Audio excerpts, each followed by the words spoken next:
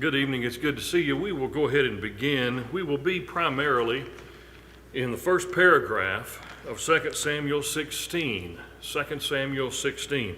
There's just a little story there that kind of serves to illustrate for us the challenges that are going on in David's life and in Israel generally. I want you to think just a little bit about the struggle between good and evil that you see in these chapters. We see it really clearly, of course, beginning with the David and Bathsheba incident, but then that incident creates more circumstances of good versus evil.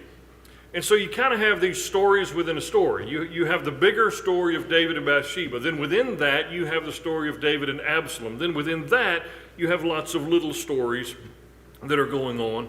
And so many of these stories are about the struggle between those who are trying to do right and those who are trying to do wrong. It's not that they're just not trying to do what is right. It is that they're absolutely trying to do what is wrong. Some of the good guys in the story, of course, would be David, who in chapter 11 you don't think of as a good guy, but really he is. We understand that. Then there's Ataiah, there's Abiathar, Zadok. You have some of the good guys there. Then you also have some of the bad guys, like in chapter 16 it begins with Ziba. Ziba's not a good guy. Then you get into another fella whose name is Shemaiah, maybe? We'll say it like that. And then, of course, Ahithophel that we mentioned before. Those are the guys that are trying to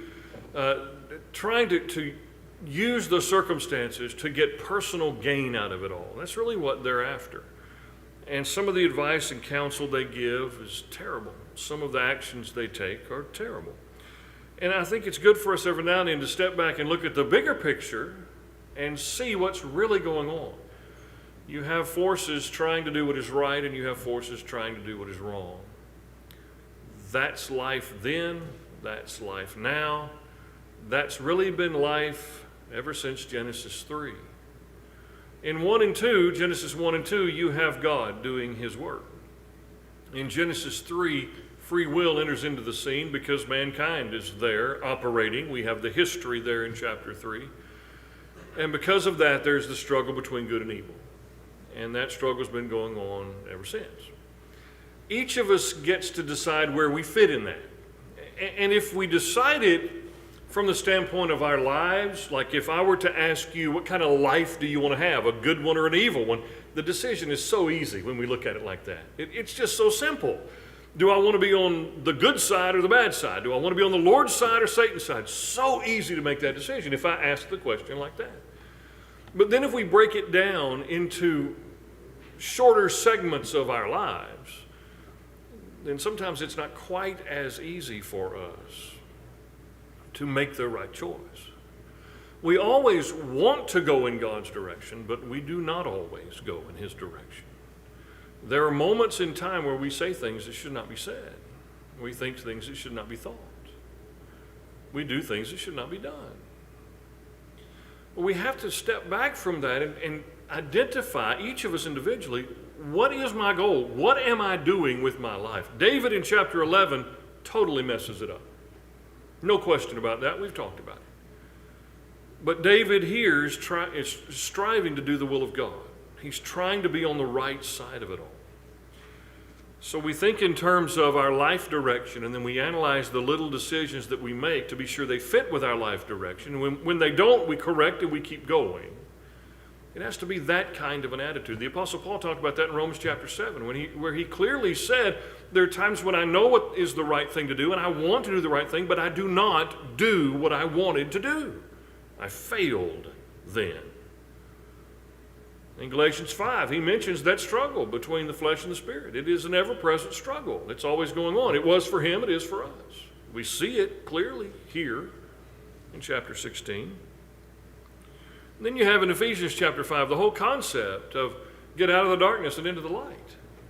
He even uses the phrase, awake, sleeper. Get up, wake up, and pursue the right direction. It is so beneficial for us to reconvince ourselves constantly that we are striving to do God's will. We want to be on the right side Because we see what happens to folks when they're not. And we don't want any of that. And we also see how our influence on others points them in different directions. And we want to be careful with that. So we'll talk about the first paragraph, 2 Samuel chapter 16. But before we do that, Joey, would you lead us in prayer, please? Heavenly Father, we count it a privilege and an honor to be here this evening to study a portion of your word. We pray that as we read these accounts of what people centuries before us, that we will see the application that we can make in our own lives, and that we will choose to do right, but then recognize that we do not and then choose to do right. We pray for those of us that couldn't be here this evening, Father, and pray that they can be back with us as soon as possible. We ask all these things in your Son's name. Amen. Now, we've introduced the subject of good versus evil, and there are some trying to do good and some trying to do evil. In this particular instance, in chapter 16, there is another element that is present in our lives a lot, and that is a difficult circumstance or some kind of pressure being exerted on the person trying to make good decisions. Here it is David. David is having a very difficult time right now. He has had a difficult time for a while. And so it says in verse 1 of chapter 16, "Now, when David had passed a little beyond the summit, behold, Ziba, the servant of Mephibosheth, met him with a couple of saddled donkeys, and on them were 200 loaves of bread, 100 clusters of raisins, 100 summer fruits, and a jug of wine." Before we go on, who is Mephibosheth? But we're talking about Ziba, the servant of Mephibosheth. Who is Mephibosheth? Somebody remind us. Saul's grandson. Jonathan's son. Saul's grandson, Jonathan's son. Anything unique about Mephibosheth? He was crippled. He was unable to walk. Yeah. He was about 5 years old when things fell apart in the country with his grandfather, and as his nurse was taking him out, trying to escape, he was injured. And so he has been that way. So Ziba is the servant of Mephibosheth. He meets David with all sorts of good things. It says in verse 2, "The king said to Ziba, 'Why do you have these?' And Ziba said, 'The donkeys are for the king's household to ride, and the bread and the summer fruit are for the young men to eat, and the wine for whoever is faint in the wilderness to drink.' Then the king said, 'And where is your master's son?' Well, that's an interesting way to ask the question, but why would it be asked that way? Ziba had been Saul's servant. Okay. He was consulted in chapter 9 by David. Is there anybody left in Saul's house that I can show some kindness to? So Ziba was the intermediary then. So David accounts him as Saul's servant. Very good, very good. He was Saul's servant and then continued his service with Mephibosheth as he brought that arrangement between David and Mephibosheth together. So very good. So he asked the question, "Where is your master's son?" Verse 3, "And Ziba said to the king, 'Behold, he is staying in Jerusalem, for he said, Today the house of Israel will restore the kingdom of my father to me.' So the king said to Ziba, 'Behold, all that belongs to Mephibosheth is yours.' And Ziba said, 'I prostrate myself, let me find favor in your sight, O my lord the king.'" Now, what just happened there? Somebody tell us what just took place. I'm sorry. A con job. Yeah, a con job. Ziba says, "Well, I brought all this out here for you, and my master's son, he couldn't make it. He stayed there, but I'm here to serve you." Well, it sounds like a really good story.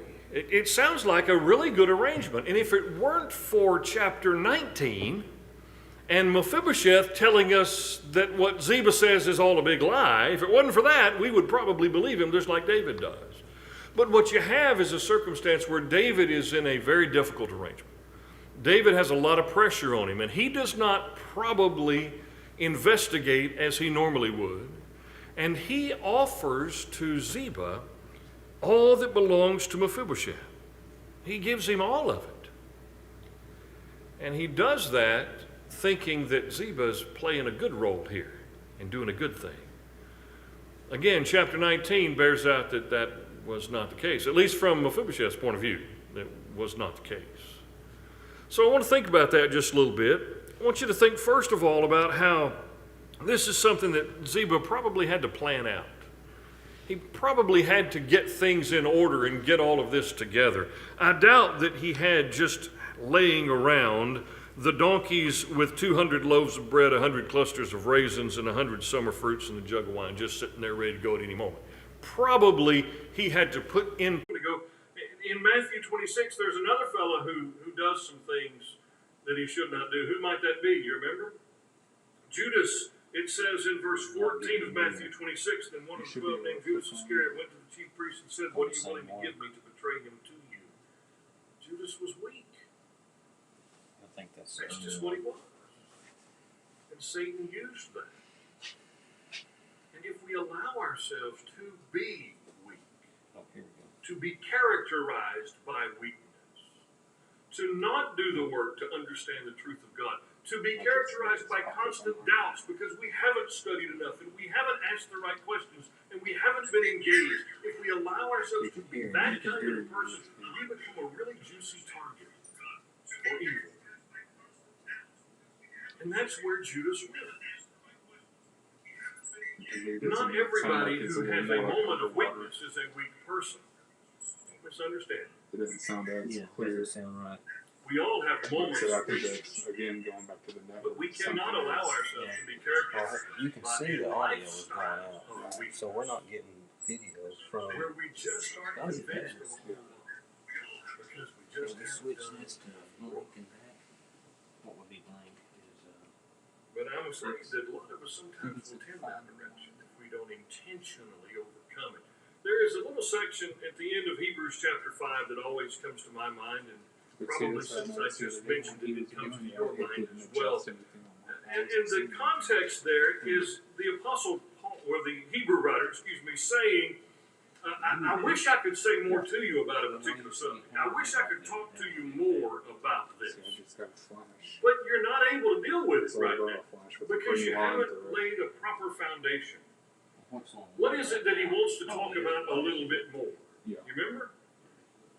The priesthood of Melchizedek. Yeah, the priesthood of Melchizedek. Do you wish he would have talked about that a little bit more? I kind of do too. Yeah, that is fascinating to me. You have this Old Testament character to whom someone paid homage. Who was that in the Old Testament? Abraham pays homage to Melchizedek. And he is a priest and a king. We don't know all there is to know about it. We'd like to know a little bit more. And the Hebrew writer says, well, concerning Melchizedek, we have much to say, and it's hard to explain since you have become dull of hearing. It says, for though by this time you ought to be teachers, you have need again for someone to teach you the elementary principles of the oracles of God, and you've come to need milk and not solid food. You talk about a slap in the face. There is not a one of us in this auditorium who would say we have reached a point where we know all there is to know about God's Word. We would not say that at all. Because we know every time we study, we learn a little something. One thing we do not want said of us, ever, is that we've had a sufficient amount of time to learn and that enough time's gone by for us to understand the elementary principles of the oracles of God, and yet we don't understand the elementary principles of the oracles of God. We don't want this said about us. And what that means is when we have questions, we investigate. When we don't understand, we ask, we study, we look it up, we cross-reference. We try to do those things so we can build for ourselves a foundation that allows us to, in that way, when error comes along, when something that's not right comes along, or to stay within our theme, when evil comes along, we're much better prepared to deal with it. He goes on and he says, for everyone who partakes only of milk, like they need, for everyone who partakes only of milk, is not accustomed to the word of righteousness. For he is an infant. But solid food is for the mature, who because of practice have their senses trained to discern good and evil. Every bit of the weakness that he discusses here revolves around what? Every bit of the weakness revolves around what? Lack of knowledge of the Word of God. That's it. That is the weakness. And he points it out rather directly to try to make an impression upon them that if you don't begin to understand and grow and learn and put it together, Because I would have got it'll be an easy target. There's a word that starts with A, and it's a big word we don't use very often, but it's all throughout Hebrews. What might that word be? Anybody want to read my mind? Starts with an A. Second word's the second letter's a P.